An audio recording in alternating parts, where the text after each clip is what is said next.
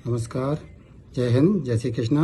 मैं Mahesh quintal, advocate, high court, एक बार फिर से अपने वीडियो पर आपका स्वागत करता हूं।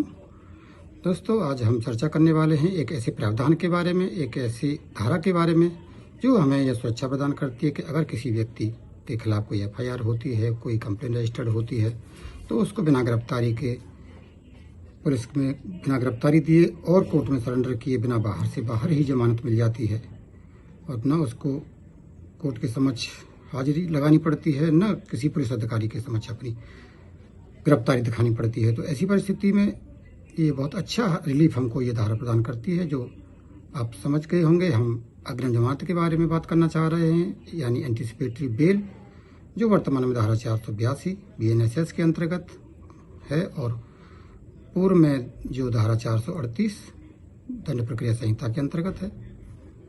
तो आइए आपके इस सारे डाउट इस संबंध में, अग्रिम जमानत के बारे में सारे डाउट आज हम क्लियर करने वाले हैं। स्टेप बाय स्टेप सारी डाउट क्लियर करने वाले हैं। तो पहला जो भी धाराएं हैं वो हमने आपको बताई हैं, ये धारा में प्रोविजन है और इसके अलावा लैंडमार्क जजमेंट भी हैं, उनको भी डिस्कशन करेंगे। तो सबसे महत्वपूर्ण लैंडमार्क जजमेंट इसमें माननीय उच्चतम न्यायालय का है, सुशीला अग्रवाल वर्सेस NCT दिल्ली। ये 29 जनवरी 2020 का जजमेंट है। इसमें काफ़ी गाइडलाइंस सुप्रीम कोर्ट की तरफ से जारी करी गई हैं जो अग्रिम जमानत देते समय कोर्ट्स को ध्यान में रखनी है और उसकी समयावधि का उसमें एक्सप्लेन किया गया है। ये कब इसमें कोई व्यक्ति आ सकता है, किस परिस्थिति में आ सकता है, इसके संबंध में भी गाइडलाइंस जारी करी गई हैं। तो पहला प्रश्न सबसे पहला इसके बारे में ये उठता है कि कब हम अग्रिम जमानत में आ सकते हैं।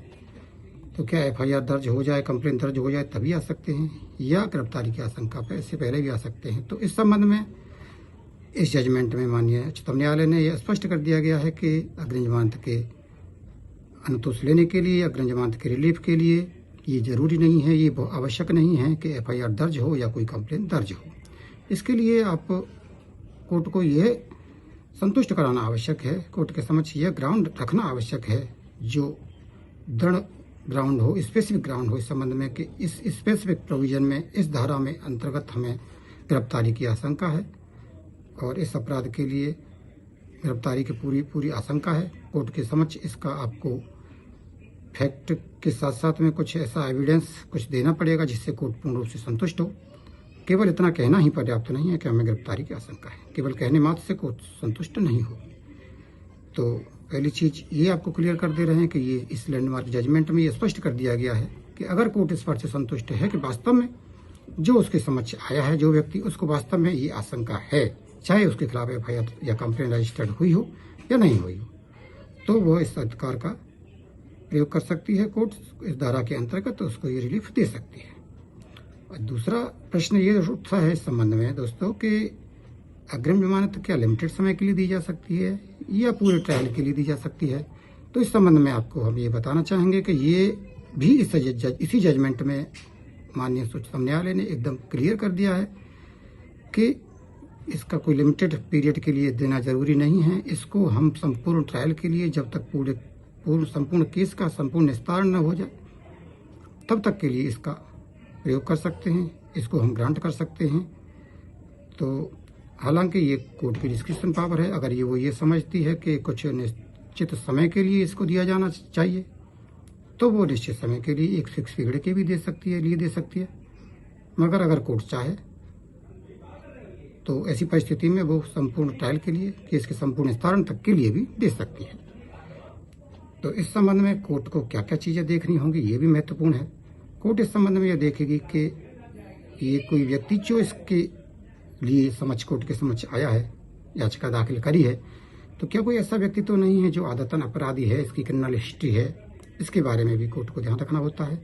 या कोई ऐसा व्यक्ति तो नहीं है जिसके फरार होने की संभावना है। अगर ये फरार हो गया तो इसको फिर दोबारा से कोर्ट के समक्ष हाजिर करने में दिक्कत आएगी।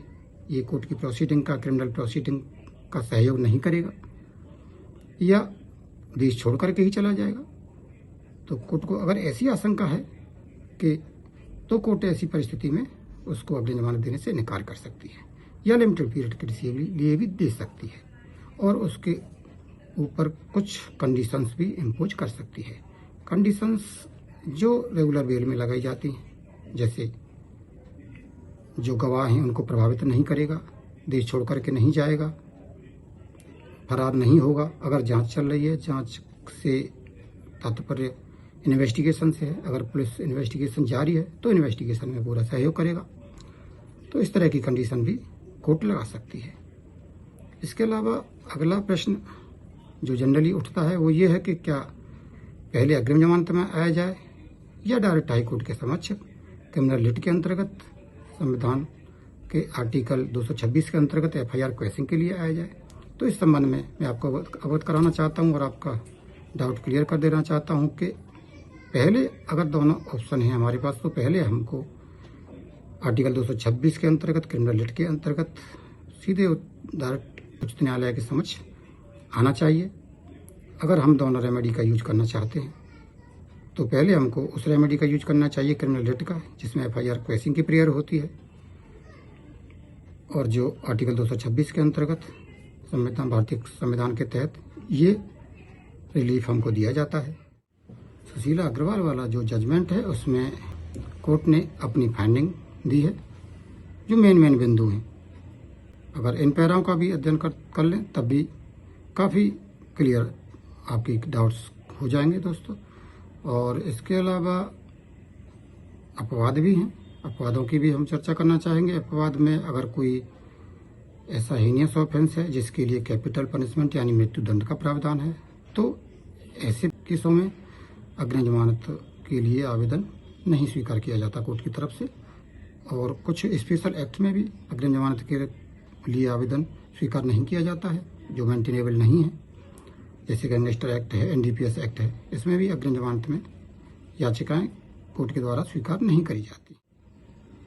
तो एक और डाउट मैं आपका क्लियर करना चाहूँगा कि अगर आप पहले ही अग्रिम जमानत में आ गए हैं, सेशन कोर्ट के समक्ष आए हैं, उसके बाद आप हाई कोर्ट आए हैं और आपकी अग्रिम जमानत याचिका अगर खारिज कर दी गई है दोनों कोर्ट्सों से, तो आप बाद में क्रिमिनल लिट में आ तो सकते हैं, लीगल बार नहीं है, आ सकते हैं, मगर उसके में आपको ये सारी चीज़ डिस्क्लोज करनी पड़ेगी। ये जो पहले आप आए थे वो सब आपको स्पष्ट कोर्ट के सामने दिखाना पड़ेगा कि पहले हम अग्रिम जमानत में आ चुके थे और वो अग्रिम जमानत हमारी खारिज हो चुकी थी।